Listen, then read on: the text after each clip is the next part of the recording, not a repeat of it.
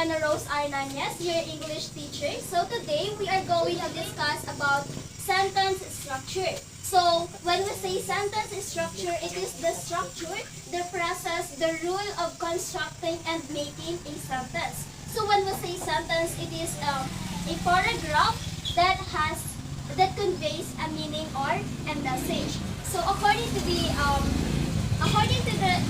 discussion, sentence structure in grammar is sentence structure commonly known as composition of sentences based on the number and kind of clauses in their syntactic structure. So it says here now, sentence structure is also commonly known as a composition of sentences. So of course, there are four types of sentences. Sentence structure, the number one is independent clause. Can anyone read what is independent clause? Yes, please. Stand up.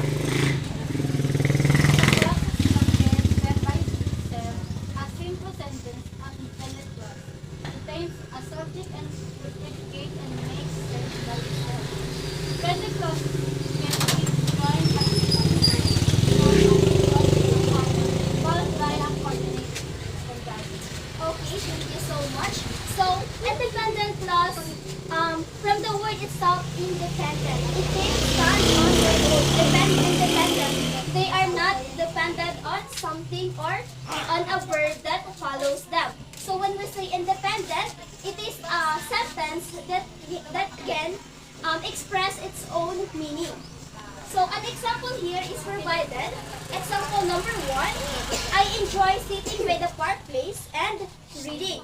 So if you will notice, the first sentences has its verb and adjective. It has verb I and adjective in the park place and reading. If you will notice that the sentence has its meaning and it conveyed its messages in just a sentence. Example number two, Andrew worked all night, but he was still unable to complete the project.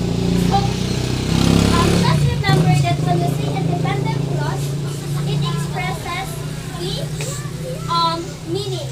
It is not dependent on something. So, may I just remind you that independent clauses can also be joined by using semicolon or using a comma followed by a coordinating conjunction. So, any question about independent clause? Okay, I guess it's none. So, let's move on to the second types of sentence structure, which is dependent clause. Dependent clause. So, who can read dependent clause? Anyone? Yes, please. If a group of words that contain a subject, that does not contain a specific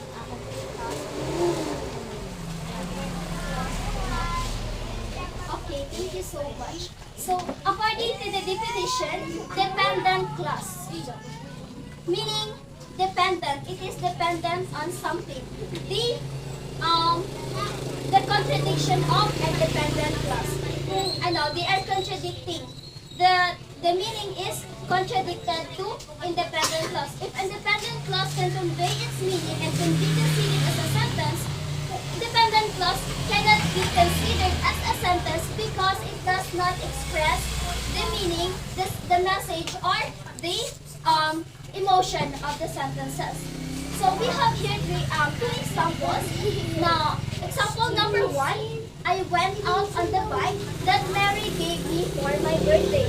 The underlined paragraph is the example of dependent clause. If you will imagine not using this another paragraph, I went on the bike, the thought is not complete. It's incomplete. That's why it is considered as dependent clause. Dependent clause. It still needed to depend on the second paragraph, which is that Mary gave me for my birthday, for it to complete the meaning of the sentences. So, example number two, until he learned to use the stove carefully, he cannot stay at home. So, the same with the number one example, the underlined paragraph are considered as dependent clause with the same reason because they cannot stand on their own. They are not complete without the other paragraph to be completed. They do not express, they do not convey any meaning at all. So let's move on to the number 3, types of sentence structure, which is compound sentence. When we say compound sentence, it is a joint of 2 or more sentences that have related ideas of equal importance. The 2 sentences go together. Each sentence's independent clauses must still have subject and verb.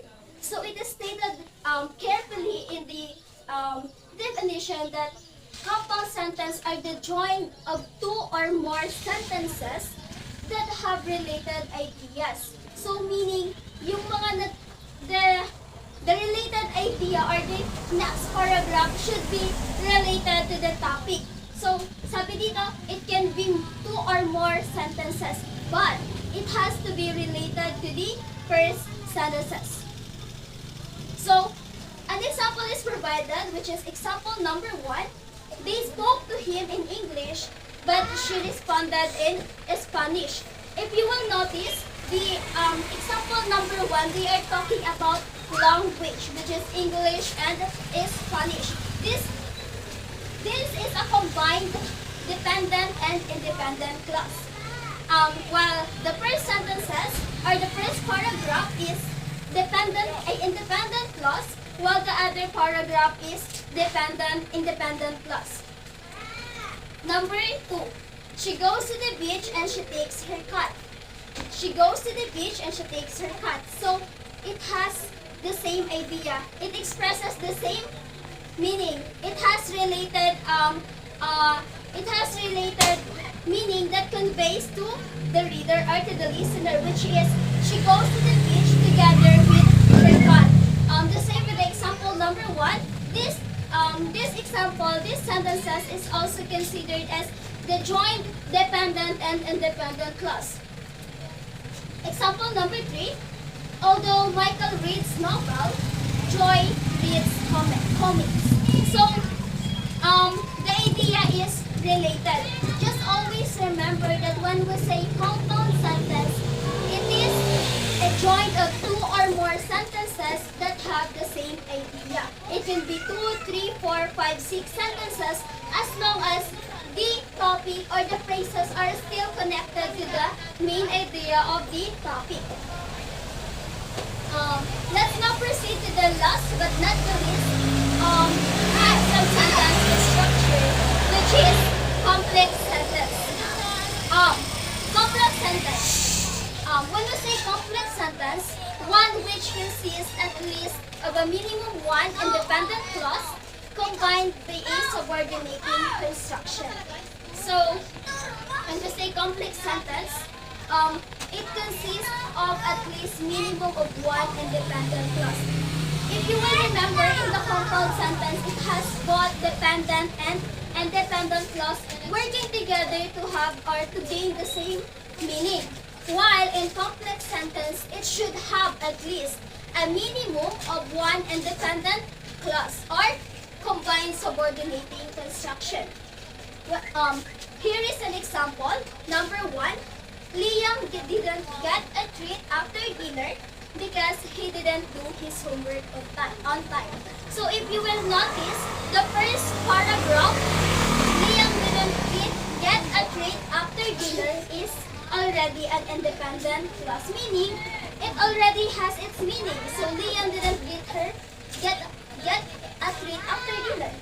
It doesn't need another paragraph to complete its meaning. While the next paragraph, because he didn't do his homework on time, is another independent clause. So the rules here applied is that it has 2 independent clauses working together to express a more meaningful and more forward or more careful idea. Example number 2. Although she is considered smart, she failed all her exams. So the same with the example number 1, it has 2 paragraphs that is also connected to the idea. Number 3, whenever it rains, I like to wear my blue coat. So, it's either it has rain, she likes to wear her coat, her blue coat to be specifically said. So, any questions about sentence structure? Any questions about our discussion? Okay, thank you. So, if you will not have any questions anymore, I provided here an assessment to test if you really have learned something from my short discussion with you. It is a short assessment that would determine if you have already gained your knowledge during the short period of time that I shared my knowledge with you.